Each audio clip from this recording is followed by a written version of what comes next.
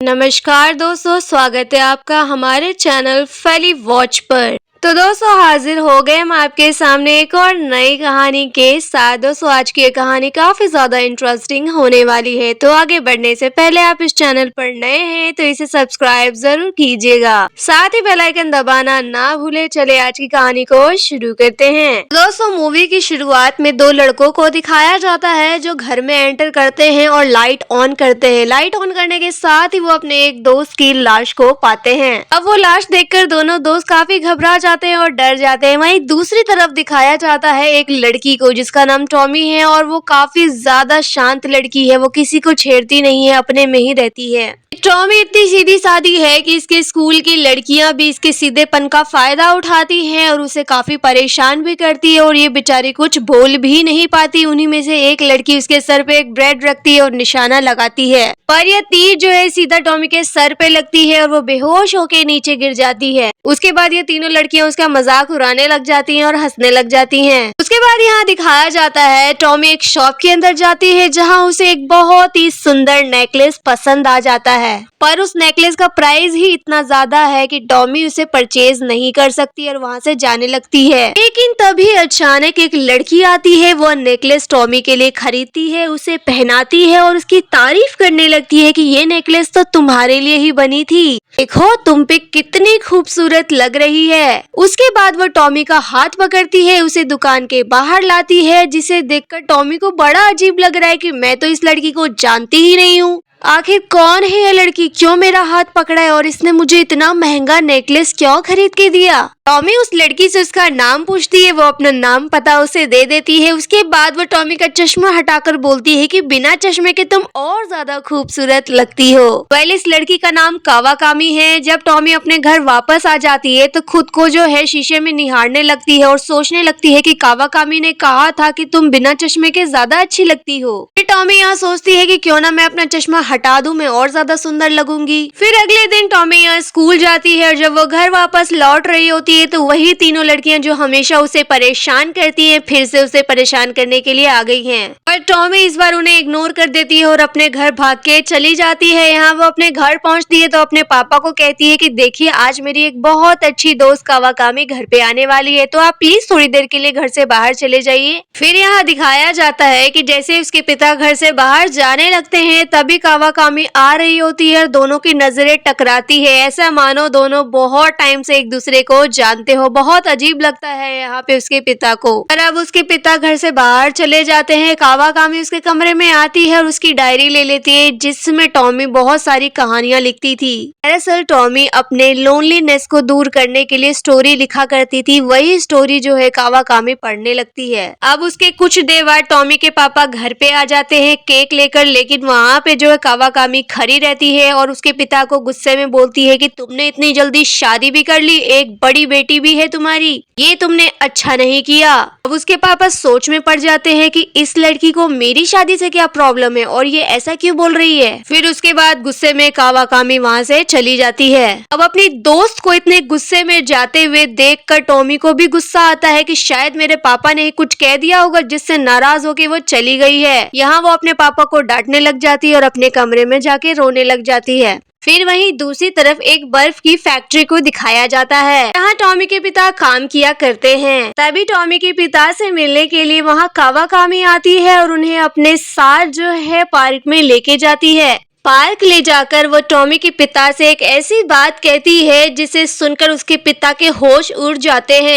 वह बताती है कि मैं वही कावाकामी हूँ जिसे 25 साल पहले उसके एक दोस्त ने मार दिया था। फिर वहाँ से कुछ साल पहले की स्टोरी दिखाई जाती है जहाँ पे कावाकामी अपने एक फ्रेंड के बहुत क्लोज होती है और ये सब देखकर टॉमी के पिता को अच्छा नहीं लगता, उन्हें जेलस फील होता है क्योंकि टॉमी के पिता कावाकामी को पसंद करते थे और वो भी उनको पसंद करती थी, लेकिन वो अपने फ्रेंड से काफी डरती थी इसलिए कुछ भी बताती नहीं थी। पर एक दिन कावाकामी के दोस्त को पता चल गया था कि इन दोनों का चक्कर चल रहा है, यानी ये मेरे से नहीं किसी और से ही प्यार करती है और मेरे साथ ऐसे ही दिखावा कर रही है। तो फिर क्या यहाँ पे वो कावाकामी को मार देता है। तो अब वही कावाकामी 25 साल बाद लौट चुकी है। वो टॉमी के पिता को कहती है कि हमारा प्यार अधूरा रह गया था, तो मैं चाहती हूँ अब हम उसे पूरा कर लें। यानी हम लोग फिर से एक रिलेशनशिप में आ जाते हैं, हम लोग साथ साथ रहेंगे। और इतना सब कुछ कहकर कावाकामी उनके गले लग जाती है। वैसे उसके पिता को बड़ा अजीब लग रहा है, लेकिन वो भी उसके बातों में आ जाते हैं। फिर वो घर आकर अपनी पत्नी की सारी पुरानी चीजें जलाने लग जाते हैं। वो अपनी पत्नी की सभी यादों को मिटा देना चाहते हैं ताकि अब कावाकामी के साथ अपनी नई जिंदगी की शुरुआत करे।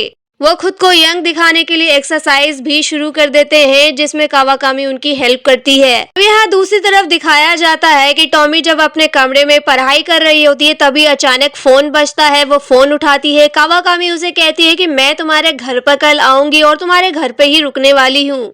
कावाकामी उसके घर आएगी, उसके साथ रुकेगी। ये सुन के तो टॉमी को बहुत अच्छा लगता है। वो उसका इंतजार कर रही होती है। अगले दिन कावाकामी उसके घर आती है और उसकी बुक्स को दोबारा पढ़ने लग जाती है, जो भी कहानियां उसने लिखी थी। उन्हीं में से एक स्टोरी में ये लिखा हुआ है कि एक लड़की का मुंह हाथ जो कपड़े से बांध दिया जाता है, उसके बाद उसे बेड से बांध देते हैं। कावाकामी कहती है कि चलो ये हम रियल में करके देखते हैं। उसके बाद कावाकामी टॉमी का हाथ मुंह कपड़े से बांध देती है, उसके बाद उसे बेड से बांध देती है और कहती है कि मैं जब तक वापस ना आऊं तुम हिलना मत। उसके बाद कावाकामी एक चाकू लेती है, उसके पिता के पास जाती है और कहती है कि जब पहले हम लोग रिलेशनशिप में थे तब तुम्हारी कोई औलाद नहीं थी, अब हम लोग दोबारा से रिलेशनशिप में आ गए हैं तो तुम्हारी ये बेटी भी नहीं होनी चाहिए ना। तो ये लो चाकू और जाके उसे मार दो, खत्म कर दो अपनी बेटी को। पर यह सब सुनकर टॉमी के पिता को गुस्सा आ जाता है कि ये मेरी बेटी के बारे में ऐसा कैसे बोल सकती है। ये चाहती है कि इसकी वजह से मैं अपनी बेटी को मार दूं। नहीं, मैं ऐसा बिल्कुल भी नहीं करूंगा। इनफैक्ट वो कावाकामी को ही खत्म कर देता है। कावाकामी को मारने के बाद वो उसे अपने फैक्ट्री में लेके जाता है और वहां पे उसको जो है फैक्ट्री के मशीन में डाल के रौंद देता है। फिर अगले सीन में दिखाया जाता है कि टॉमी अपने पिता से पूछ रही है कि कावाकामी कहाँ है, वो तो हमारे घर रहने के लिए आई थी, बताइए कहाँ है वो, आप जानते हैं। उसके पिता उसे बताते हैं कि देखो बेटा, मेरी बात ध्यान से सुनो, वो कोई इंसान नहीं है, वो शैतान है। 25 साल पहले ही वो मर चुकी है। वो मुझे पाने के लिए वापस आई थी। यहाँ टॉमी को अपने पापा की बातों पे विश्वास नहीं हो रहा होता। वो कहते हैं कि चलो मैं तुम्हें तस्वीर दिखाता हूँ। 25 साल पुरानी वो तस्वीर दिखाते हैं जिसमें वो दोनों जो है एक साथ फोटो खींचे हुए हैं। फिर 25 साल पुरानी वो फोटो दिखाते हैं, जिसे देखकर टॉमी हैरान हो जाती है, पर उसे लगता है कि उसके पिता जो है झूठ मूठ की कहानी बना रहे हैं। उसके पिता कहते हैं कि देखो टॉमी 25 साल बाद आई थी मुझे हासिल करने के लिए, मुझ पे कंट्रोल चला रही थी, तो मैंने उसे मारकर नदी में फेंक दिया। यह सब सुनने के बाद टॉमी हैरान हो जाती है कि ये क्या कर दिया आपने, उसे मार क्यों दिया। फिर वो जल्दी जल्दी से उसी नदी के पास पहुंचती है जहां उसके पिता ने उसकी लाश को फेंका था। वहां बहुत ढूंढने के बाद कावाकामी का कटा हुआ सर मिलता है। वो कावाकामी का सर उठाती है, उसे अपने घर लाती है, उसके बाद उसे खाना खिलाती है, उसकी देखभाल करने लग जाती है। फिर ऐसे ही समय बीतता रहता है और दिखाया जाता है कि कावाकामी का शरीर जो है धीरे धीरे बढ़ रहा है, लेकिन वो पहले से बड़ा ही अजीब दिखाई दे रहा है, काफी बदसूरत। फिर यहाँ दिखाया जाता है टॉमी कावाकामी के शरीर को लेकर ऊपर जाती है और उससे माफी मांगती है कि मुझे माफ कर दो, मैं तुम्हारा बहुत अच्छे से ख्याल नहीं रख पा रही। कावाकामी भी यहाँ सच्चाई बता देती है कि मुझे कौन सा तुमसे बहुत प्यार है, मैं तो तुम्हारा इस्तेमाल ही कर रही हूँ। मैं तो तुम्हारे पिता को हासिल करने के लिए आई थी, वो मैं करके रहूंगी, कोई भी हमारे बीच नहीं आ सकता। अब ये सारी बातें कावाकामी के मुंह से सुनकर टॉमी हैरान हो जाती है, लेकिन फिर उसे अपने पापा की बात पे यकीन होता है कि मेरे पापा ने ठीक कहा था, ये लड़की उन्हें पाने के लिए आई है, इस्तेमाल कर रही है। अब उसे कावाकामी पे इतना गुस्सा आ रहा होता है कि उसे बिल्डिंग से नीचे ही फेंक देती है और यह सब करके वो काफी दुखी हो जाती है और उसे रोना आ जाता है। अब कावाकामी के धोखे के बाद टॉमी बुरी तरीके से टूट जाती है। अगले दिन दिखाया जाता है उन्हीं 3 लड़कियों को जो हमेशा टॉमी को परेशान करती हैं। ये लोग टॉमी से मिलने के लिए उसके घर आते हैं। अब अचानक से 3 लड़कियों को अपने घर में देखकर टॉमी के पिता उनसे पूछते हैं, कौन हो तुम लोग, किससे मिलने आई हो। अब उन लड़कियों के मुंह से टॉमी का नाम सुनकर उसके पिता बोलते हैं कि टॉमी से क्या चाहिए तुम्हें, क्यों मिलना है टॉमी से। तो यहाँ पे वो तीनों लड़कियां कह देती हैं उसके पिता से कि हम टॉमी को मारना चाहते हैं, हमें वो लड़की बिल्कुल भी पसंद नहीं है। अब अपनी बेटी के बारे में इस तरीके से सुनने पर उसके पिता को काफी गुस्सा आ जाता है। वो बैट लेकर तीनों को पीटने लग जाते हैं, जिसके बाद तीनों लड़कियां अपनी जान बचाकर जैसे तैसे वहाँ से भाग निकलती हैं। अब जब उसके पिता बाहर निकलते हैं तो देखते हैं कि कावाकामी तो बिल्कुल सही सलामत ठीक है, खड़ी है और उसको देखकर मुस्कुरा रही है। अब कावाकामी जो है धीरे धीरे उसके पिता की तरफ बढ़ रही है। उसको गले लगाने के लिए जैसे ही वो आगे बढ़ती है, एक तीर आता है और उसके गले में जाकर आर पार हो जाता है, जिसकी वजह से इंस्टेंट उसकी मौत हो जाती है। अब ये तीर चलाने वाली कोई और नहीं, टॉमी ही थी। लेकिन उसके पिता कहते हैं कि बेटा इससे कुछ नहीं होगा, पहले भी हमने इसे मारने की कोशिश की थी, ये दोबारा जिंदा हो गई, इस बार भी ऐसा हो सकता है, इसलिए हमें इसके शरीर को अलग अलग रखना होगा। यहाँ उसके पिता उसके शरीर को लेकर फैक्ट्री में जाते हैं और बर्फ से पूरी तरीके से ढक देते हैं। लेकिन धीरे धीरे कावाकामी को होश आ रहा है और वो उसके पिता को कंट्रोल करना चालू कर देती है। अब यहाँ पे टॉमी के पिता एक हथौड़ा लेते हैं और उस बर्फ को तोड़ देते हैं, जिस वजह से कावाकामी वहां से आजाद हो जाती है।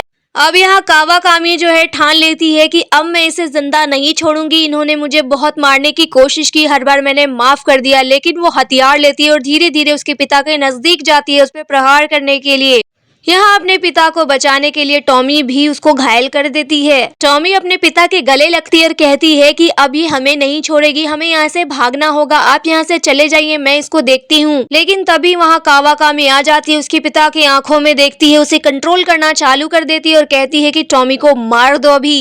यहाँ उसके पिता हिप्नोटाइज हो चुके हैं, अपनी ही बेटी को पकड़ते हैं और उसे बंद कर देते हैं।